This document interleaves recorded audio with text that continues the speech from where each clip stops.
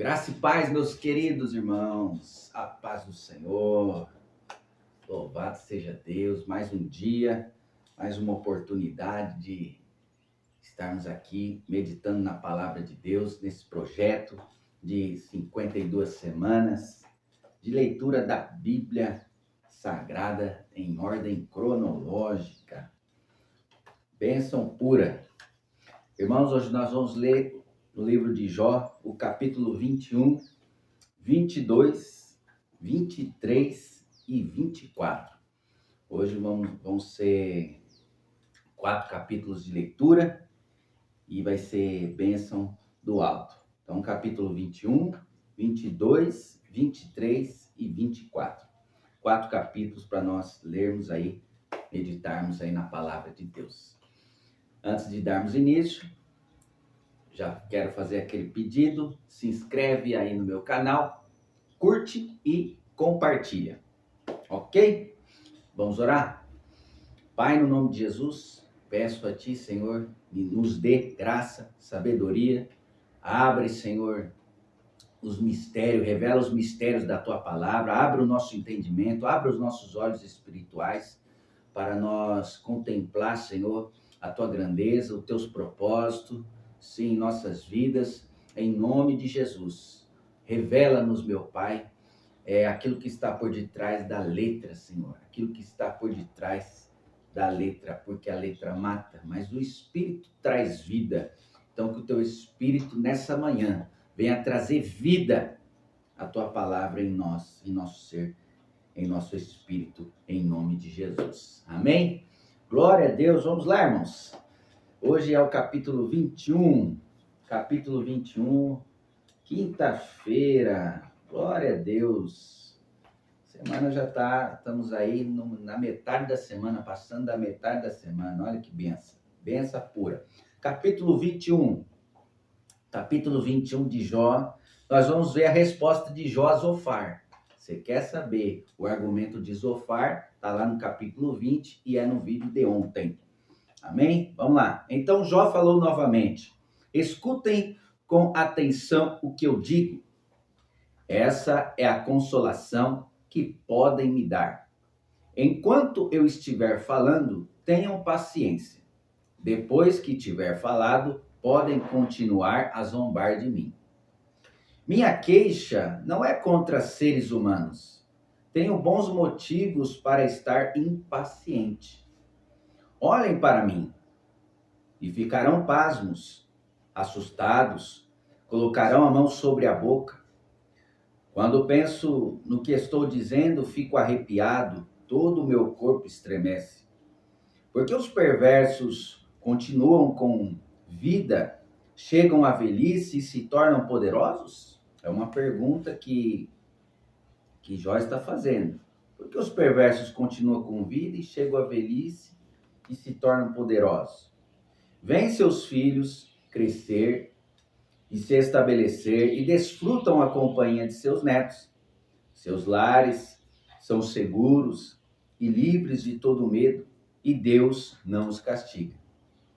Seus touros nunca deixam de procriar, suas vacas dão crias e não abortam. Deixam seus filhos brincar como cordeiros, seus pequeninos saltam e dançam, cantam com tamborins e harpas e celebram ao som da flauta. Passam os dias em prosperidade e descem à sepultura em paz. E, no entanto, dizem a Deus, deixa-nos em paz. Como se fosse possível isso, né? Você ignorar a presença de Deus, você ignorar que Deus te enviou na terra com um propósito. Deixa-nos em paz, não queremos saber de ti, nem de teus caminhos. Quem é o Todo-Poderoso e por que deveríamos lhe obedecer? De que nos adiantará orar? Versículo 16. Acreditam que a prosperidade depende de si mesmos. Mas eu quero distância desse modo de pensar. São homens ignorantes que acreditam que dá para levar uma vida de uma forma independente, de uma forma que você não dependa de Deus, né? Mas a realidade é que Deus está no controle de tudo e de forma indireta, para quem quer deixar de acreditar em sua soberania, de forma indireta, Deus opera em nossas vidas. Deus opera na vida daqueles que, de forma, que pensam de forma que, eu não preciso de Deus, deixa Deus lá e eu aqui, não deixa Deus para lá, o importante é o meu esforço. E aí a pessoa alcança resultados, porque as suas obras são terrenas. As obras terrenas que nós fazemos é porque nós tomamos uma atitude. Agora, as obras de Deus, as colheitas, os benefícios, nós colhemos porque estamos diante da presença gloriosa de Deus, da graça de Deus, e Ele envia o teu favor para nós e a glória é toda dele. Agora sim, uma pessoa que passa pela cabeça, que não precisa de Deus, que é Deus lá e ele aqui, e tudo que acontece de bom na vida dele, a culpa é dele, foi porque ele tomou a decisão certa, foi porque ele trabalhou duro. Só que quem deu saúde? Quem protegeu? Quem soprou o fôlego de vida todas as manhãs? Aí que está. E a pessoa ignora isso, ignora a realidade de Deus, porque Deus é real. Deus é real e as obras de Deus são reais a cada manhã. A cada manhã nós podemos contemplar a beleza da criação de Deus. A criação já anuncia a sua realidade. Os pássaros cantando pela manhã, né? E os pássaros cantando pela manhã, os peixes, toda a criação, o céu, as estrelas, a lua, o sol, as nuvens, o dia, a noite, o crescer das árvores, anuncia a realidade de Deus. Então Deus é real. Aí lá no comecinho do vídeo, lá no primeiro vídeo nós falamos sobre a existência, quando Deus traz a existência às coisas, né? A natureza, o céu, a terra, o mar, as aves, os peixes, né? Os animais que rastejam, a existência. A existência dessa criação veio a partir de uma palavra que foi liberada, né? Quando Deus liberou uma palavra, haja luz, houve luz. Terra produz aos animais, água produz aos peixes. Ele liberou uma palavra e foi criado. Então as coisas foram criadas através de uma palavra que foi liberada por Deus. Aí muitos falam, né? Muitos muito discutido isso sobre a existência de Deus. E lá no vídeo, no primeiro vídeo, eu falei, né, que Deus não existe. Né? A existência de algo é criado. Só existe algo que é criado a partir de algo, de uma molécula, de uma célula, de uma energia, né? De uma substância que, unida a outra, traz a existência algo. E Deus não existe, porque ele não foi criado por ninguém. Né? Não tem outro ser que criou Deus. Não.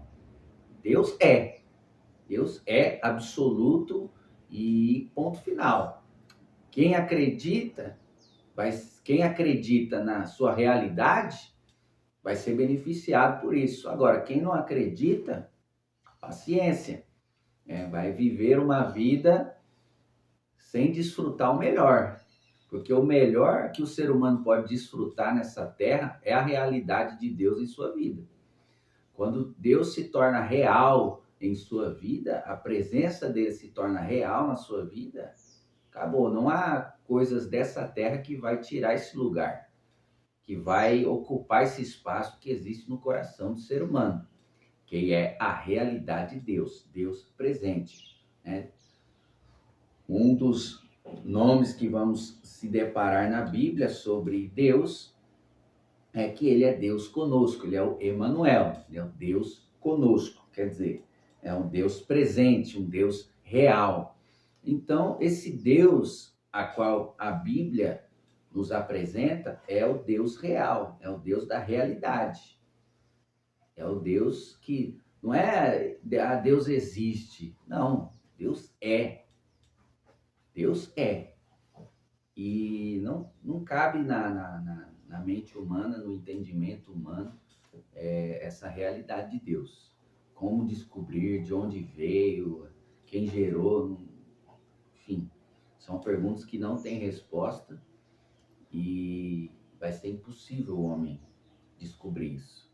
Porque lá no livro de Deuteronômio, capítulo 29 e o versículo 29, fala que as coisas encobertas pertencem ao Senhor e as reveladas aos seus filhos.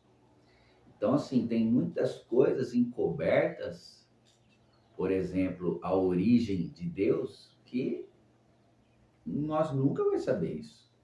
Nunca vai ter essa resposta. Mas como assim?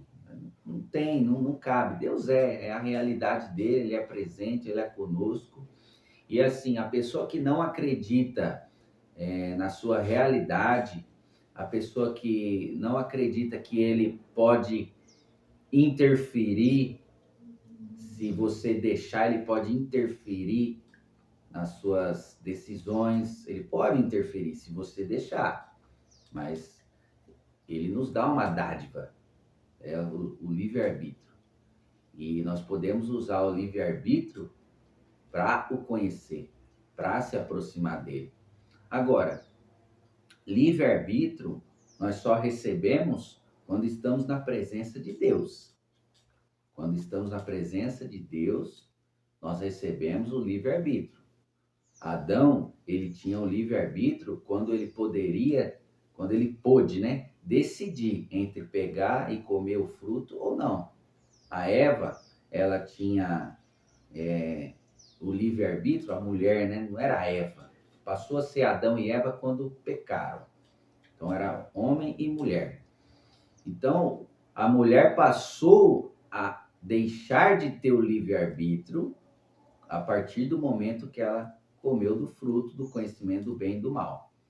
Porque aí, quando você tem essa sabedoria de conhecer o bem e o mal, como você usou da liberdade, ela usou da liberdade para conhecer o mal, porque uma vez ela já conhecia o bem, ela já tinha acesso ao bem, ela não tinha necessidade dela conhecer o mal. Quando ela come daquele fruto, ela está desejando conhecer o mal, porque o bem ela já conhecia. Então, quando ela come do fruto, o conhecer, o desejo, a vontade que ela teve de conhecer o mal, entra dentro dela. E aí fica o quê? Aí a mulher e o homem se tornam fáceis para desejar o mal. São homens e mulheres fáceis. Então, nós, seres humanos, somos inclinados a desejar o mal, a conhecer o mal, a querer experimentar. Por quê? Já veio de lá, já veio da queda de Adão. Então, o homem é inclinado a fazer o mal. E aí está falando aqui sobre a existência, né? A existência de Deus, a realidade de Deus em sua vida. Tem muitas pessoas que não acreditam na sua existência. E não acreditar na existência de Deus não ofende a Deus. Não ofende a Deus. E não acreditar na realidade de Deus também não ofende. Ele não vai deixar de ser Deus.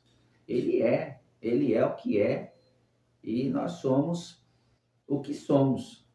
Somos feitos à imagem e semelhança de Deus. Essa imagem e semelhança foi corrompida pelo pecado.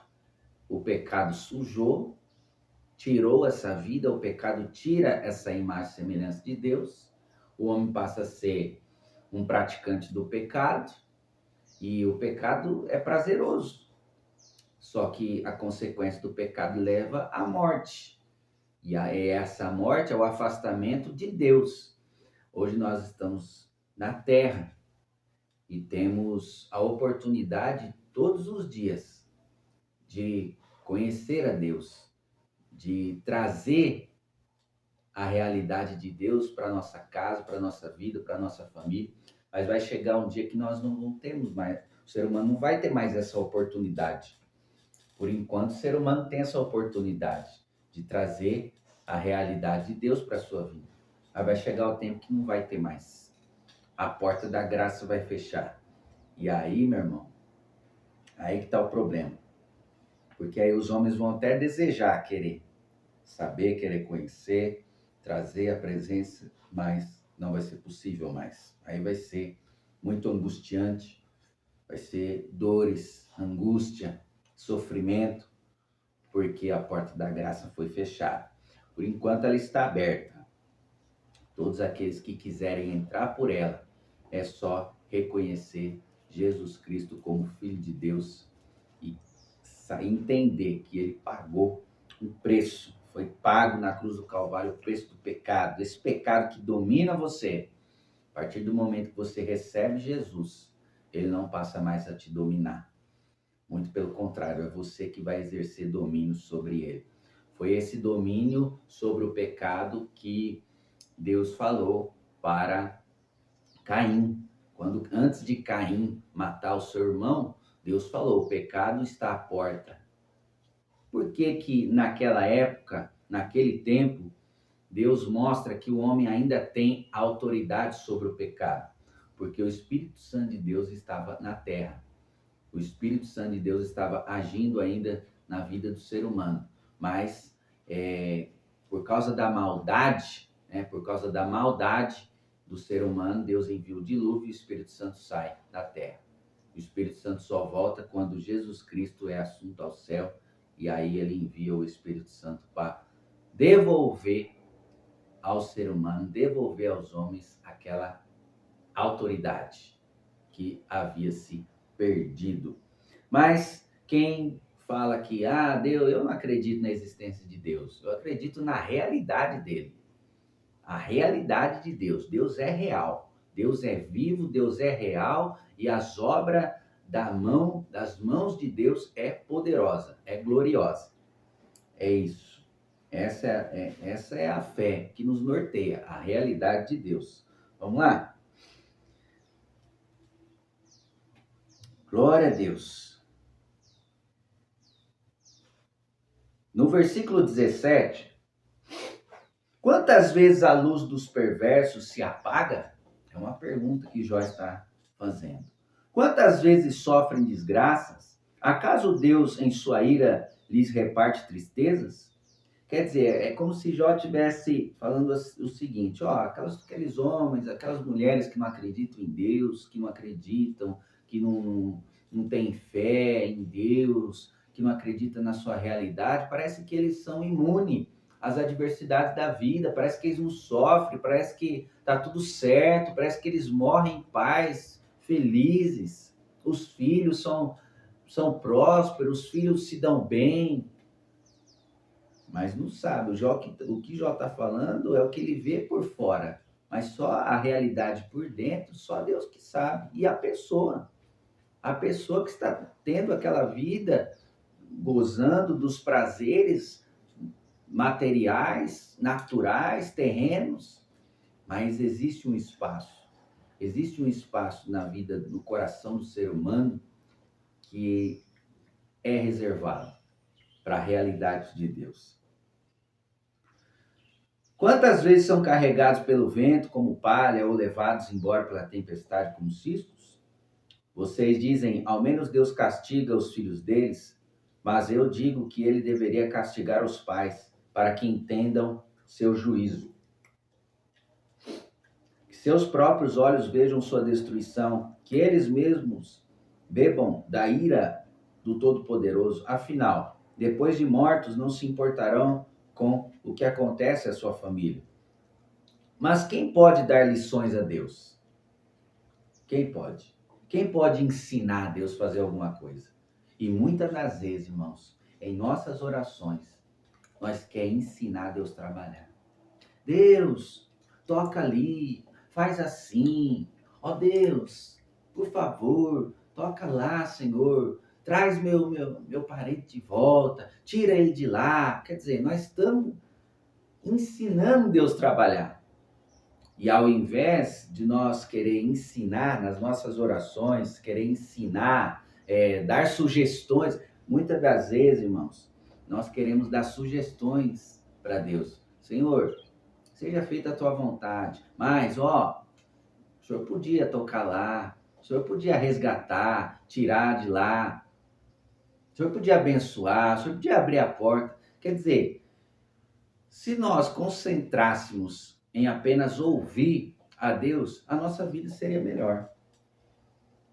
Do que a gente orar, coloca lá a música e tá lá louvando a Deus, tá adorando, tá agradecendo a Deus, aí de repente nós já começa a pedir, como se ele não soubesse o que nós precisávamos, como se ele não soubesse trabalhar.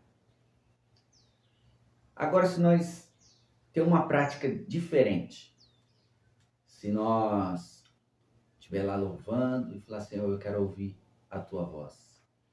O que eu preciso fazer? O que eu preciso fazer? Não o que o Senhor precisa fazer, é o que eu preciso fazer. Senhor, ilumina minha mente, que eu venha tomar a decisão correta.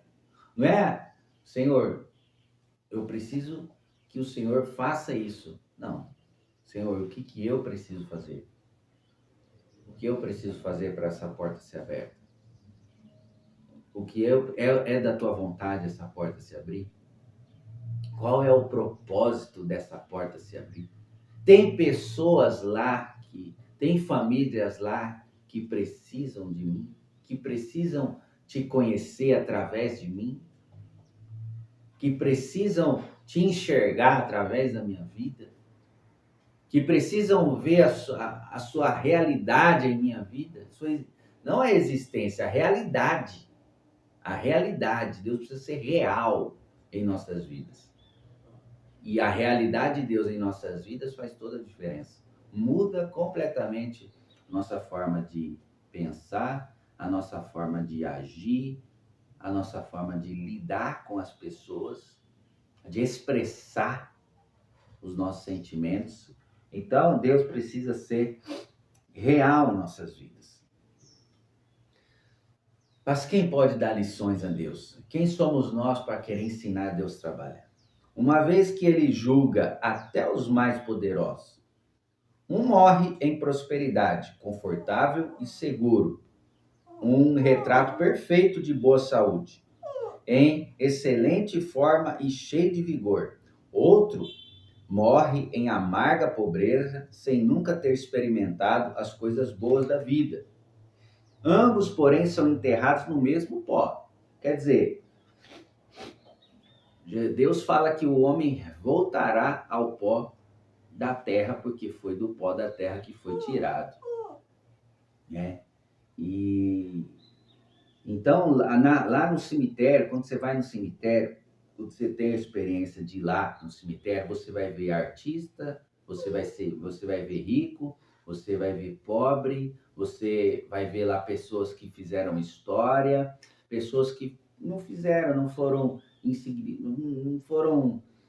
foram insignificantes no seu propósito, não chamou a atenção de ninguém, pessoas que morreram, se foram porque tiraram sua própria vida. Lá no cemitério você vai ver várias classes sociais no mesmo lugar. Então não tem diferença. Lá não tem diferença. No cemitério, na terra da onde o homem foi tirado, não há diferença. A diferença aqui, no dia a dia, mas lá todo mundo é igual. Todos são iguais. Todos são tratados com o mesmo rigor, né? Todos são tratados da mesma forma, né? Jogado terra. Uns vão para uma gaveta, outros são enterrados, apesar que hoje em dia não se enterra mais, né? Mais em gaveta, mas todos são tratados da mesma forma, né? Todos retornarão do pó da terra. Então não há diferença, não há diferença. Ambos são comidos pelos mesmos vermes. Isso aqui acaba com o orgulho de qualquer pessoa. Acaba com a soberba de qualquer pessoa, esse versículo aqui. Ambos, porém, são enterrados no mesmo pó, ambos são comidos pelos mesmos vermes. E o cadáver cheira mal. A carne humana, em estado de putrificação, cheira mal. E o mau cheiro é terrível. É pior que de um animal. O animal, quando morre, e a carne do animal, quando entra em estado de putrificação, cheira mal, mas do ser humano é pior. Do ser humano é pior. Isso é para mostrar que o ser humano não é nada. O ser humano não é nada. Versículo 27. Sei o que estão pensando. Sei dos planos que tramam contra mim. Onde está a casa dos ricos? Vocês me dirão, onde está a casa dos perversos? Pergunte, porém, àqueles que viajam e lhes dirão a verdade. Os perversos são poupados no dia da calamidade e socorridos no dia da fúria. Ninguém os critica abertamente, nem lhes dá o que merecem por seus atos. Quando são levados à sepultura, uma guarda de honra vigia seu túmulo. A terra lhes dá doce repouso e uma grande multidão acompanha o funeral e presta homenagens enquanto o corpo é sepultado. Como podem suas palavras vazias me consolar? Suas explicações não passam de mentira. Interessante que ao ler esse capítulo, a sensação que nos passa é que Jó estava se sentindo injustiçado por aquilo que ele estava vivendo. Ele estava sentindo que ele estava passando por uma tremenda injustiça. Uma tremenda injustiça. Eu não sei o que você está passando na tua vida, mas talvez você esteja passando por um momento em que você não procurou ele, em que você não desejou passar por isso. E você tem dentro de si, em seus pensamentos, nas suas convicções, no seu entendimento, que não foi você que errou. E aquilo que você está passando hoje parece ser injusto. Parece que você está com a mesma sensação que Jó, de injustiça. Poxa vida, eu era um homem íntegro, não falo mal de ninguém, cuido da minha vida, e eu acho uma baita injustiça que eu estou passando. Eu acho uma baita injustiça que eu estou sofrendo. Mas saiba de algo. Toda vez que você passa por uma situação dessa, é porque tem honra de Deus chegando para a tua vida. Toda vez que você tem essa sensação de que foi uma baita injustiça o que fizeram com você, foi uma baita injustiça que você está passando, saiba de algo. Tem uma honra de Deus reservado para você. Tem uma honra de Deus. Tem algo maior que Deus está preparando para você, que vai fazer chegar até você essa honra. Por quê? Porque Deus trabalha dessa forma. Deus fez assim com Jó. Jó, ele estava se sentindo injustiçado, porque ele não tinha pecado, ele não tinha falhado, ele não tinha errado, ele não tinha ofendido ninguém. Ele era um homem íntegro, reto, temente a Deus e se desviava do mal. Ele não cometeu erro algum ali. E ele estava passando por aquela provação, por aquela situação, estava sendo acusado, estava sendo humilhado, estava passando vergonha e com aquele sentimento dentro de si, com aquela sensação de estar passando uma tremenda injustiça. Tremenda injustiça porque ele não procurou. O que ele estava vivendo não era o que ele tinha procurado, não era uma situação, é consequência do que eu fiz. Eu bati em alguém, eu ofendi alguém, eu caí nos vícios, eu enganei, eu menti, subornei, eu estou pagando o preço do pecado. Não, o que ele estava passando era apenas uma preparação daquilo que Deus iria fazer na vida dele. Porque a glória dessa última casa será maior que a da primeira. No livro de Ageu, nós vamos ver essa passagem sobre a construção de um novo templo que Deus estava pedindo para o povo de Israel. Só que o povo de Israel não tinha condições financeiras como Salomão tinha para construir o templo para Deus. E após os 70 anos de cativeiro lá em Babilônia, eles vão voltar. Deus vai usar o rei Ciro para libertar, né? Deus vai usar os sírios para libertar o povo de Deus lá dos caldeus, né? Da descendência de Nabucodonosor. E eles vão voltar, saíram de lá exilados, sem dinheiro, escravos, novamente, sendo escravos, voltou a escravidão, e aí eles não vão ter recursos, eles vão ter que começar do zero. E Deus levanta o profeta Ageu naquele tempo para despertar o povo, chamar a atenção do povo, porque o povo estava trabalhando, estava cuidando de sua vida, estava construindo casa, estava criando rebanhos, aumentando, estava se preocupando consigo mesmo, esquecendo a casa de Deus, esquecendo de que foi Deus que os resgatou das mãos dos caldeus.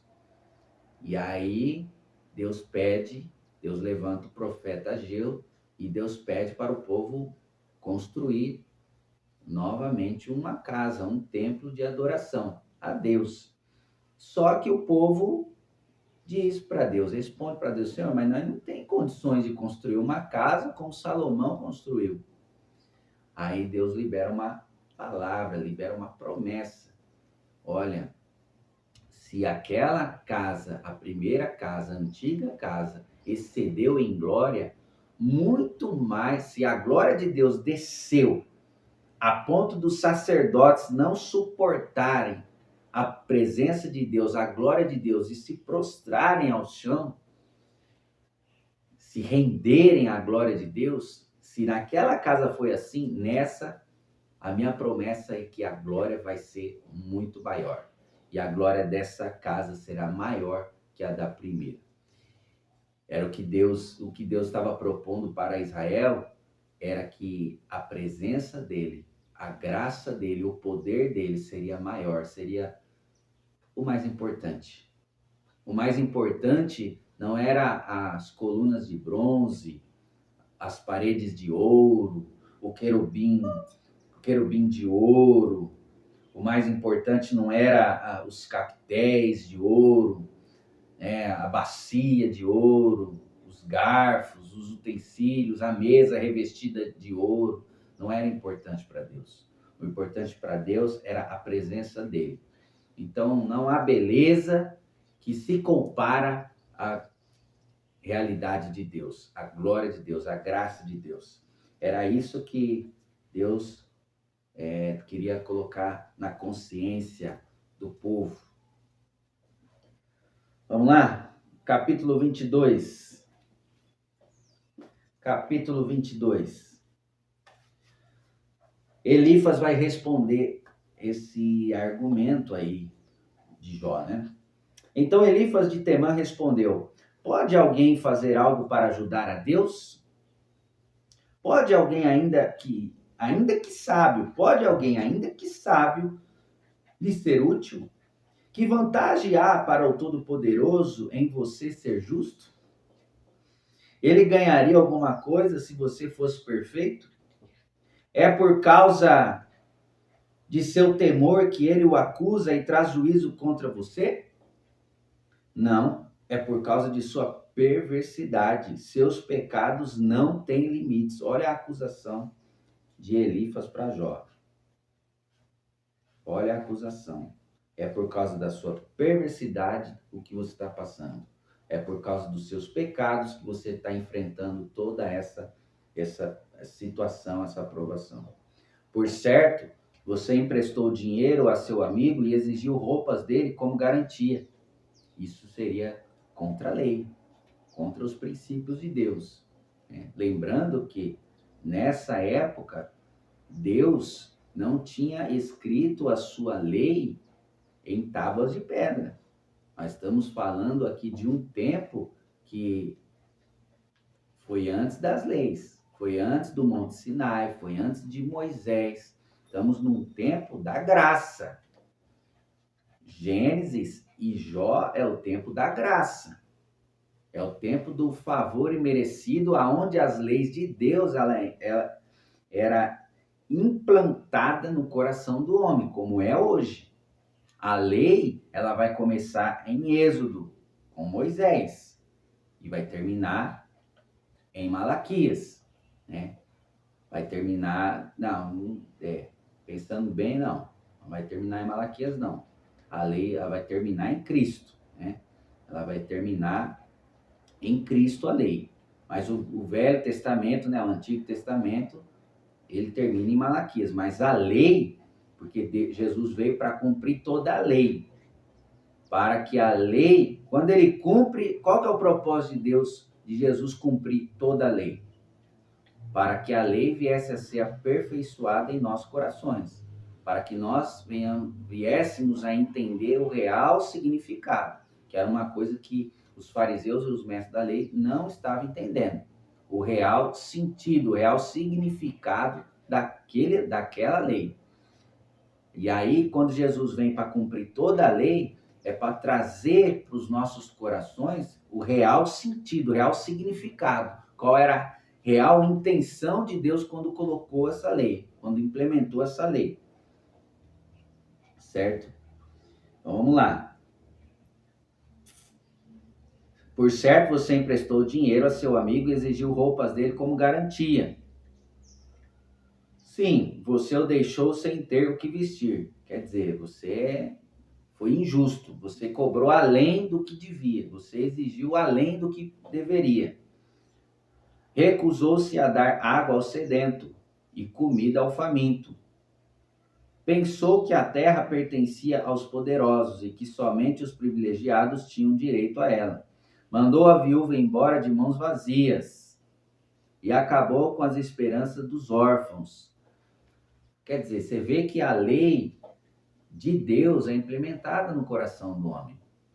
Antes de Moisés, a lei de Deus já tinha sido colocada, posta. Tanto é que quando vem Moisés, Deus fala, né? Deus libera essa palavra, que é para a igreja cuidar dos órfãos e das viúvas em suas necessidades. Isso é uma lei que Deus liberou para o povo dele, quando formou Israel. Ainda Israel não tinha sido formado. Mas você vê que era mesmo de um povo, porque Elifas, os 3 amigos de Jó e Jó, não fazia parte da descendência de Abraão, de Terá. Não fazia parte, né, de Terá. E é interessante como que a lei de Deus, mesmo de um povo estrangeiro, mesmo que um povo estrangeiro não tenha ali acesso como Israel teve, mas as leis de Deus é implementada no coração de toda a humanidade. Isso aqui é muito forte, é muito poderoso isso aqui. No versículo 11, nós vamos ver: por isso está em trevas e não consegue ver, e ondas de água o cobrem. Deus é grande, mais alto que os céus, mais alto que as estrelas, mais distante. Você, porém, responde: por isso Deus não vê o que eu faço. Como pode julgar através da densa escuridão? Nuvens espessas se movem ao seu redor e ele não pode nos ver. está lá no alto, caminhando pela abobada do céu. Abóbada do céu, né? Abóbada do céu. Você continuará nos velhos caminhos, nos quais sempre andaram os perversos? É uma pergunta que ele está falando. Você continuará nos velhos caminhos, nos quais sempre andaram os perversos? Quer dizer que toda aquela situação que Jó estava passando era resultado de uma caminhada horrível, perversa que ele estava anteriormente trilhando. No versículo 16. Eles foram levados em tenra idade, os alicerces de sua vida foram arrastados pela correnteza, pois disseram a Deus: deixa-nos em paz. O que o Todo-Poderoso pode fazer conosco? E, no entanto, foi Ele que nos encheu o lar de coisas boas. Por isso, quero distância desse modo de pensar. Os justos se alegrarão ao ver a destruição dos perversos, e com desprezo os inocentes zombarão deles. Dirão: vejam, nossos inimigos foram destruídos e suas riquezas consumidas pelo fogo. Sujeite-se a Deus e terá paz. Olha só, no versículo 21, Elifas ele vai dar uma sugestão e isso aqui é uma realidade. Isso aqui é algo que nós podemos colocar em prática. Sujeite-se a Deus. Nós precisamos nos sujeitar a Deus. Precisamos reconhecer que Ele é soberano. Que Ele é soberano e que Ele está acima de tudo e de todos. Sujeite-se a Deus e terá paz. O que é se sujeitar a Deus? É obedecer a Deus. É reconhecer que o pensamento dele é melhor, que os planos dele é melhor, é maior que o nosso. E precisamos estar o quê? Com os ouvidos atentos. Você precisa estar com os ouvidos atentos para quê? Para obedecer, para cumprir o propósito e o plano que ele já determinou sobre a tua vida. Sujeite-se a Deus e terá paz. Então as coisas lhe irão bem. Isso é verdade, irmãos. Quando Deus é a nossa prioridade, as coisas vai bem. Não é sinal que não teremos lutas, não teremos provações. Nós vamos ter, e Jesus deixou isso bem claro. No mundo vocês vão ter aflições, mas tenham bom ânimo. Eu venci o mundo. E então, em Cristo Jesus, nós somos mais do que vencedores. Vai tudo bem porque em Cristo nós sempre teremos a vitória. Em Jesus, sempre teremos a vitória. Ouça as instruções de Deus e guarde-as no coração. Se voltar para o Todo-Poderoso, será restaurado. Portanto, coloque sua vida em ordem. Isso é verdade. Quando estamos longe de Deus, quando estamos em trevas, essa palavra faz sentido para nós. Não fazia sentido para Jó, porque Jó não tinha cometido crime algum. Mas faz sentido para toda a humanidade hoje, que vive nos prazeres da carne. Se voltar para o Todo-Poderoso, será restaurado. Isso é fato. O filho pródigo foi restaurado quando ele voltou para a casa do pai. Portanto, coloque sua vida em ordem. Tudo que nós precisamos, irmãos, é colocar nossa vida em ordem. Nós precisamos colocar nossa vida em ordem, porque Jesus está voltando. Se abrir mão de sua cobiça por dinheiro e lançar no rio seu ouro precioso, o Todo-Poderoso será seu tesouro. Ele será sua prata de grande valor. Quer dizer, Elifas está sugerindo para Jó fazer de Deus a sua maior riqueza. Fazer da realidade de Deus, da presença de Deus, a sua maior riqueza. Então você se alegrará no Todo-Poderoso e levantará os olhos para Ele. Orará a Deus e Ele o ouvirá. Quando você se volta a Deus arrependido de tudo aquilo que você fez, né? Quando você se volta para Deus, você ora e Ele ouve. E aqui está falando, e você cumprirá seus votos. Será bem-sucedido em tudo que decidir fazer, e a luz brilhará em seu caminho. Se outros estiverem em dificuldade e você disser ajuda-os, Deus os salvará. Quer dizer, a partir do momento que você se volta para Deus, você se volta para Ele, Ele te ouve. E quando você interceder por alguém, Ele responde a sua intercessão. Se outros estiverem em dificuldades e você disser ajuda-os, Senhor, Deus os salvará. Até mesmo pecadores serão resgatados. Sim, serão resgatados porque você tem mãos puras. Quer dizer, Deus purifica a nossa mão. Deus purifica a nossa mão. E, assim, uma coisa que algo que veio do meu coração, não sei se foi ontem à noite, falando para minha esposa, eu fiz uma pergunta para ela. E a minha pergunta para Deus, para Elaine, foi a seguinte: por que Deus purifica a nossa mão?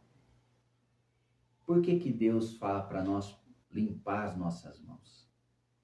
Eu fiz essa pergunta para ela. E eu faço a pergunta para você. Por que Deus pede? Por que Deus tem esse cuidado de limpar as nossas mãos? Você sabe essa resposta?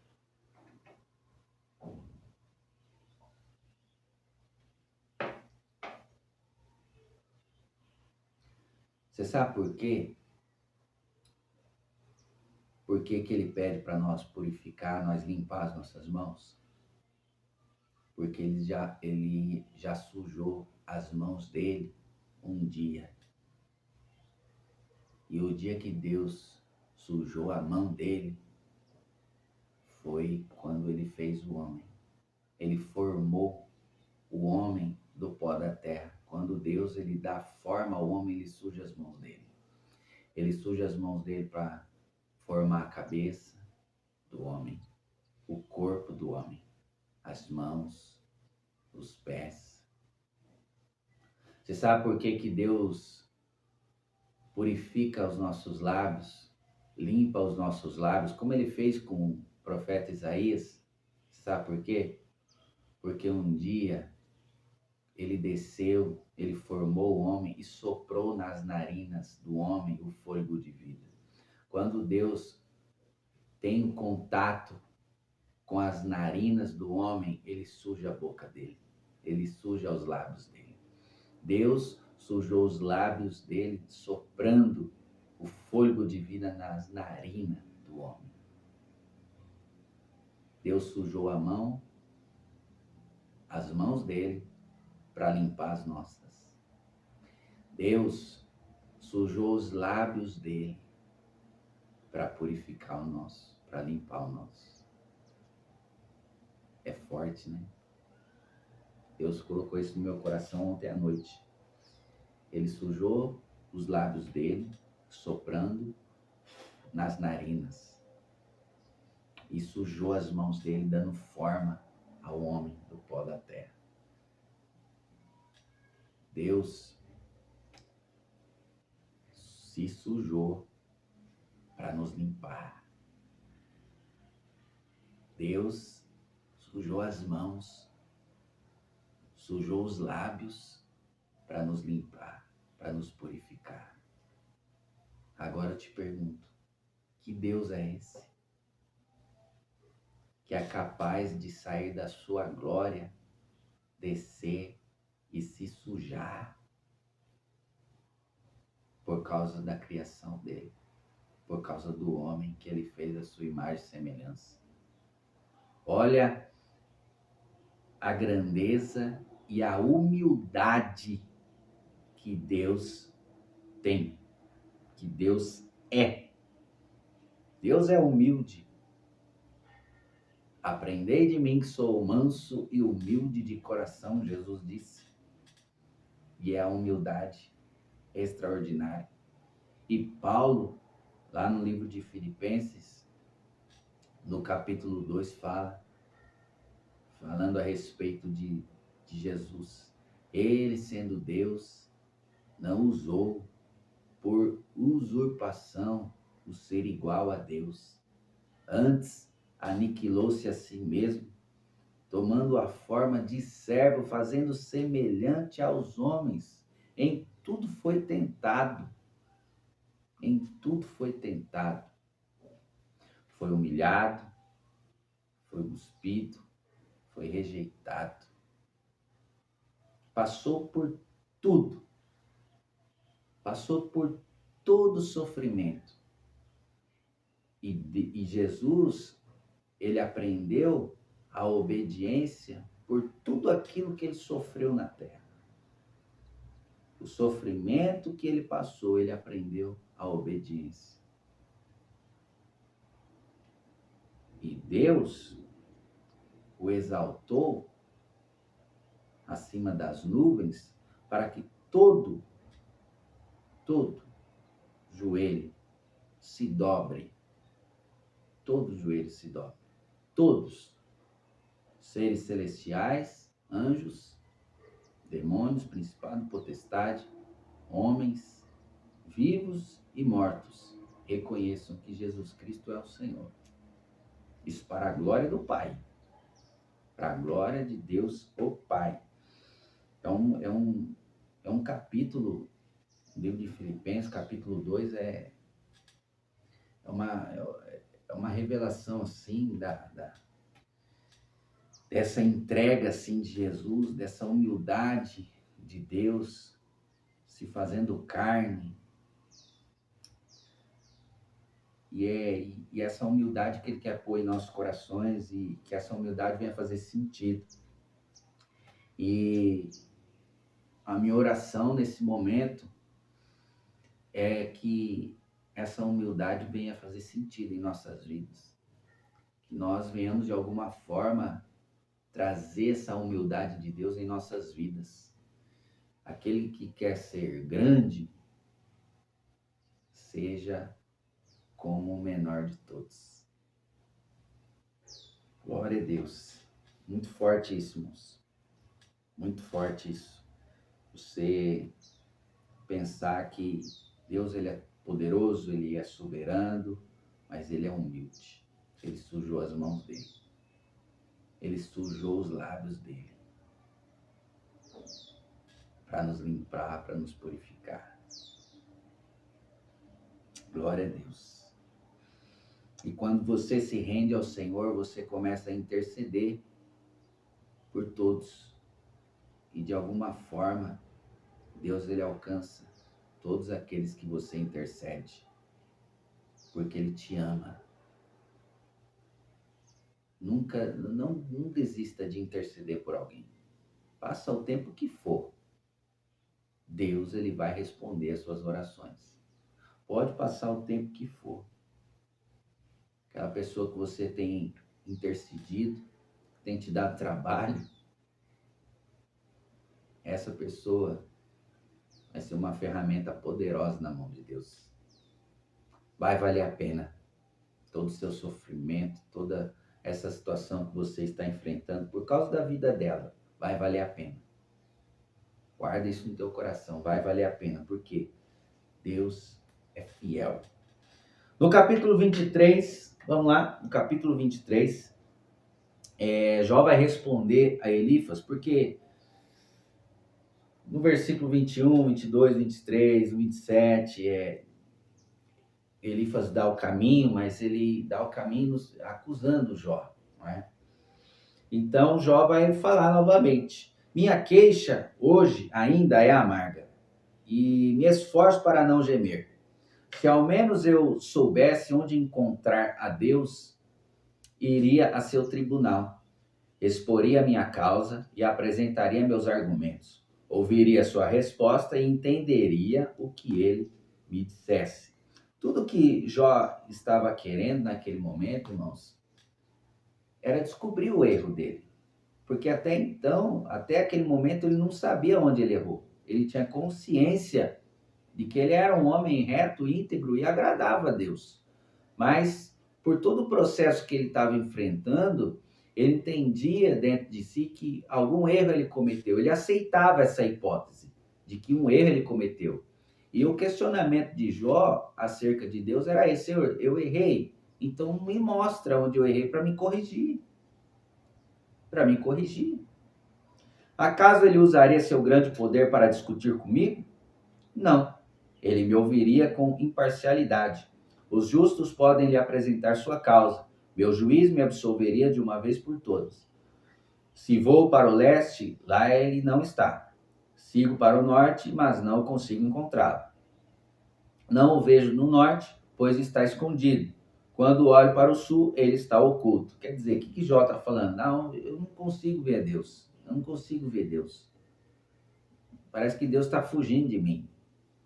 Se eu vou para o sul, ele não está. Se eu vou para o norte, ele não está. Ele está fugindo de mim. Deus está fugindo de mim. E, no entanto, ele sabe onde vou. Quando ele me provar, sairei puro como ouro. Quando ele me provar, sairei puro como ouro. Pois permaneci nos caminhos de Deus. Segui seus passos e nunca desviei. Não me afastei de seus mandamentos, dei mais valor às suas palavras que ao alimento diário. Olha isso, que Jó estava valorizando mais a palavra de Deus que o próprio alimento sólido, o próprio alimento terreno, que serve para sustentar o seu corpo, o seu físico. Interessante, né?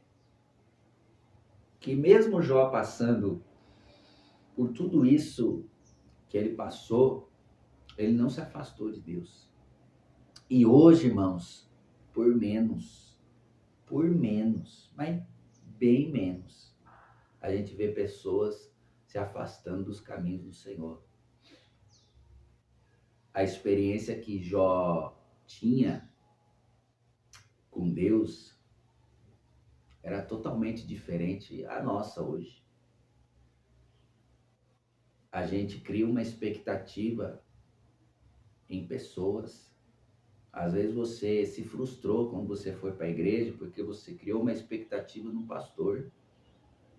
Você criou uma expectativa na pastora. Você criou uma expectativa nos obreiros. E por algum momento o ser humano se esquece. Por algum momento você se esqueceu de que aquele que está ali pregando a palavra é um ser humano. É um ser humano. Igual você, sujeito a falhas, a errar, a pecar. E a gente tem o ser humano, ele tem um mau hábito de achar que o padre, que o pastor tem que ser santo. Não, santo é Deus. Santo é Jesus Cristo. Mas há um nível de exigência maior por causa do cargo que ocupa de liderança. Há uma exigência maior. E aí, quando esses homens, essas mulheres erram, falham, são altamente criticados. Ou quando esses homens, essas mulheres que exercem o cargo de liderança, não corresponde àquilo que você esperava, você se afasta. E você não se afasta da pessoa, dessas pessoas. Você se afasta de Deus. O problema tá nisso. Quando você cria uma expectativa do homem, você desconta em Deus. Você se afasta de Deus, você se torna uma pessoa amarga, ruim. Você não ora mais, você não lê a Bíblia mais, porque você criou uma expectativa no homem, o homem não correspondeu, te frustrou, te decepcionou. Poxa vida, no momento que eu mais precisei, ele não estava lá, ele não pôde me atender. Mas no momento que você mais precisou, quem você tinha que clamar era Deus. Não era o pastor, não era os obreiros, era Deus. E aí, você não clamou a Deus, você clamou o homem. E o homem não te respondeu. Por quê? A resposta tinha que vir de Deus, não dos homens. E aí você se frustra. Aí você sai chateado. E aí é terrível porque você sai chateado com os pastores, você sai chateado com os irmãos, você sai chateado com a igreja. E aí, só que você não sai só da igreja, você se afasta de Deus, porque a sua fé estava limitada ao homem. Você estava apoiando a sua fé no homem. E você não pode apoiar a sua fé no homem. A sua fé tem que estar exclusivamente firmada em Deus. Você pode se frustrar com pessoas? Pode, em todos os lugares, não só na igreja. Você pode se frustrar no ambiente de trabalho. Ou tem aquela líder lá, aquele encarregado lá, eu tive um grande apreço por ele e tal, mas achei que nossa amizade e tal, e aí você cria um vínculo e tal, aí no momento de necessidade você, poxa vida, eu precisava da tua ajuda, você não me ajudou e tal. Meu, a frustração vai vir em todos os lugares. Você pode se frustrar indo ao médico. Uma vez eu me frustrei. Indo no hospital com dor e saindo de lá com a mesma dor.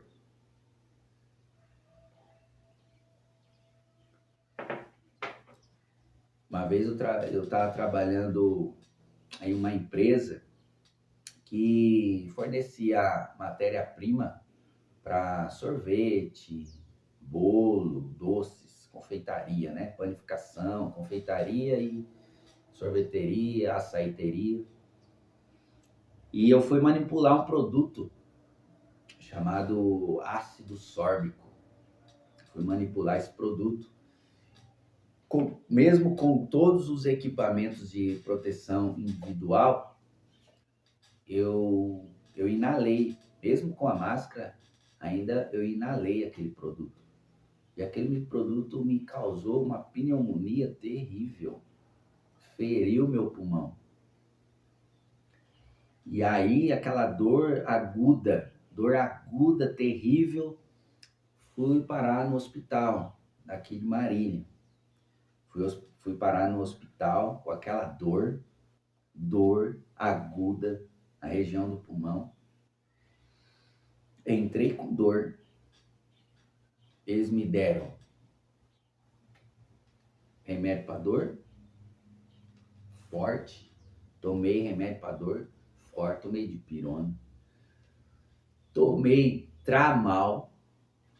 Me deram Tramal na veia. Tomei direto na veia, Tramal. Era para ter passado a dor, mas não. E a minha maior frustração naquele dia foi ter entrado com dor no hospital e saindo com a mesma dor. Tanto é quando fez tomografia no pulmão, viu lá que realmente feriu o pulmão, teve uma lesão no pulmão por causa desse produto aí que eu inalei. E a minha maior frustração foi essa, de ter saído do hospital com dor. De ter entrado com a dor na região do pulmão e ter saído de lá com a mesma dor. E eu falei para a médica, eu tô saindo daqui com dor. Com a mesma dor que eu cheguei, eu tô saindo com ela. E ela falou, Rafael, nós já fizemos os procedimentos, já demos os remédios mais fortes na sua veia. E é com o passar do tempo, você vai ter que aprender, você vai ter que suportar essa dor aí. Você vai ter que suportar ela. E o tempo o seu próprio organismo vai liberar. Mas vamos receitar aqui um remédio de dor, que é fraco perto do que nós aplicamos na sua veia. O que nós aplicamos diretamente, né, na sua veia foi mais forte. Mas esse que nós vamos receitar, ele é forte, mas não é tão forte quanto. Mas em algum momento ele vai fazer efeito. E demorou, irmãos. Demorou uns 10 dias para aquela dor ir embora. Foi terrível. Eu fiquei 2 semanas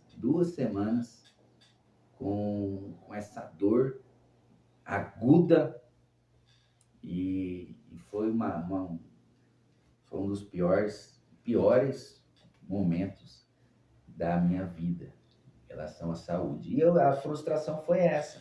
Poxa vida, a gente vai no hospital, a gente vai no médico para sair de lá bem, sair de lá curado, Saí de lá sem dor, pô. Era o mínimo que eu esperava do hospital, da medicina, era essa. Sair de lá sem dor.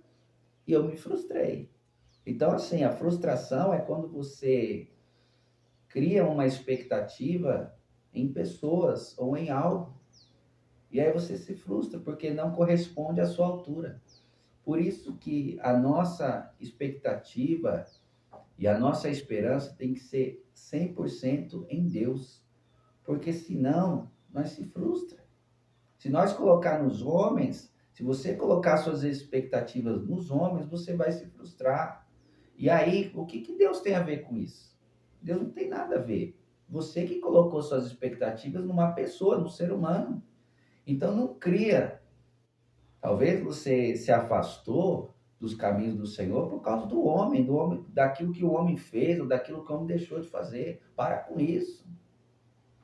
Para de colocar suas expectativas nas pessoas.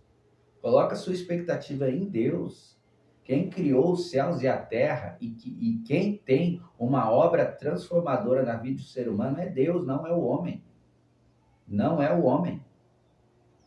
Não é o homem, é Deus. E somente Deus e na presença de Deus que você vai conseguir corresponder esse chamado, essa vocação.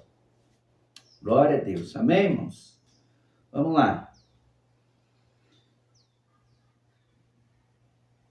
Mas quando ele toma sua decisão, no versículo 13 do capítulo 23, mas quando ele toma sua decisão, quem pode fazê-lo mudar de ideia?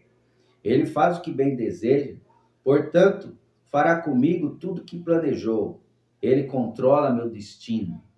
Quer dizer, Jó deixando bem claro para Elifas o seguinte: mesmo diante de toda essa situação, dessa provação que eu estou passando, em nenhum momento eu tirei Deus do controle.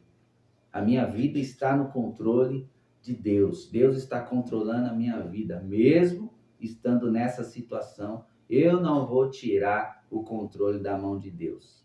Eu não vou controlar a minha vida.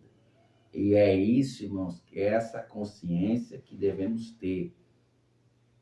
E é isso que nós precisamos ter em nossas vidas, mesmo diante dos problemas, da dificuldade, das adversidades que enfrentamos. Deus precisa estar no controle.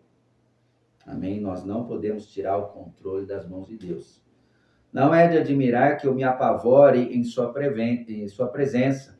Quando penso nisso, entro em pânico. Deus fez meu coração desfalecer. O Todo-Poderoso me encheu de medo.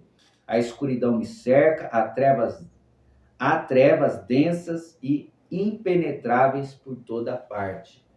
Jó estava passando por esse processo e mesmo passando por dificuldade, ele não tirou a vida dele do controle das mãos de Deus, certo? E é isso que nós precisamos fazer, deixar sempre Deus no controle de tudo. Jó pergunta no capítulo 24 por que os perversos não são castigados. Ele ainda tem aquela sensação de injustiça. Por que o Todo-Poderoso não marca uma data para seu juízo? Por que os que o conhecem esperam por ele em vão? Os perversos mudam os marcos das divisas, roubam rebanhos e os trazem para seus pastos. Levam o jumento que pertence ao órfão e exigem o boi da viúva como penhor. Os pobres são empurrados para fora do caminho e os necessitados se escondem para se proteger. Como jumentos selvagens nas regiões áridas, passam todo o tempo em busca de comida, até no deserto procuram alimento para os filhos. Fazem a colheita de um campo que não semearam e recolhem as uvas nas videiras dos perversos. Passam a noite nus e com frio, pois não têm roupas nem cobertas. Encharcados pelas chuvas das montanhas, encolhem-se junto às rochas por falta de abrigo. Os perversos arrancam o filho da viúva do seio dela, tomam o bebê como garantia por um empréstimo. Os pobres andam nus por falta de roupas, colhem alimento para outros enquanto passam fome. Espremem azeitonas para obter azeite, mas não podem prová-lo. Pisam uvas para fazer vinho enquanto passam sede. O que Jó está falando? Que os pobres são oprimidos na terra. Muitas das vezes você faz para alguém aquilo que você queria fazer por si. Era isso que ele estava falando. Os gemidos dos que estão para morrer sobem da cidade e os feridos clamam por socorro, mas Deus não faz caso de seus lamentos. Os perversos se revoltam contra a luz, não reconhecem os caminhos dela, nem permanecem em suas estradas. O assassino se levanta bem cedo para matar os pobres e os necessitados. À noite ele se torna ladrão. Versículo 15. O adúltero espera ao cair da noite, pois pensa, ninguém me verá. Esconde o rosto para ninguém o reconhecer. Os bandidos arrombam casas à noite e dormem durante o dia. Não estão acostumados com a luz. A noite escura é sua manhã. Aliam-se aos terrores da escuridão, mas, como espuma num rio, desaparecem. Tudo que possuem é amaldiçoado e temem entrar nas próprias videiras. A sepultura consome os pecadores, como a seca, e o calor consome a neve. Sua própria mãe se esquecerá deles. Para os vermes terão um sabor doce. Ninguém se lembrará deles. Os perversos serão derrubados como árvores. Enganam a mulher que não tem filhos para defendê-la. Não socorrem a viúva necessitada. Deus, em seu poder, leva embora os ricos. Ainda que prosperem, não tem garantia de que viverão. Talvez lhes seja permitido ficar em segurança, mas Deus os vigia sem cessar. Ainda que sejam importantes agora, depressa desaparecerão, como todos os outros, cortados como espigas de cereal. Acaso alguém pode afirmar o contrário? Quem pode provar que estou errado? Termina assim o capítulo 24, com essa pergunta, com esse questionamento de Jó a o seu amigo, né? Ainda Jó com aquela sensação, com aquele sentimento de injustiça. Mas o importante de tudo isso que até então nós estamos vendo aqui de Jó é o seguinte: mesmo com a dificuldade que ele estava passando, Deus estava ainda no controle da sua vida. E de forma alguma ele tiraria a vida dele do controle de Deus, em nenhum momento, certo? Nós vamos ver essa atitude de Jó. Ele acreditava plenamente, mesmo sabendo, mesmo tendo aquela sensação de injustiça, ele acreditava que Deus estava no controle de sua vida. E é isso, irmãos. Nós precisamos ter essa convicção de que Deus está no controle de nossas vidas. Amém? Por hoje é só, irmãos. Por hoje é só. Amanhã, sexta-feira, amanhã, temos aí a leitura aí de mais 3 capítulos aí. Amém?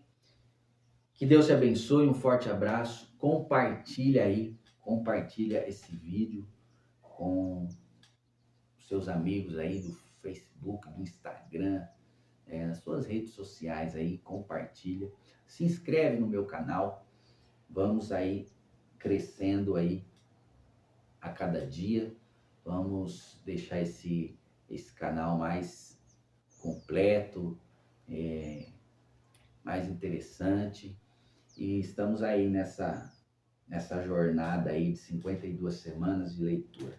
Amém? Que Deus venha nos dar graça, venha nos dar saúde, para cumprirmos aí esse propósito grandioso que veio no meu coração.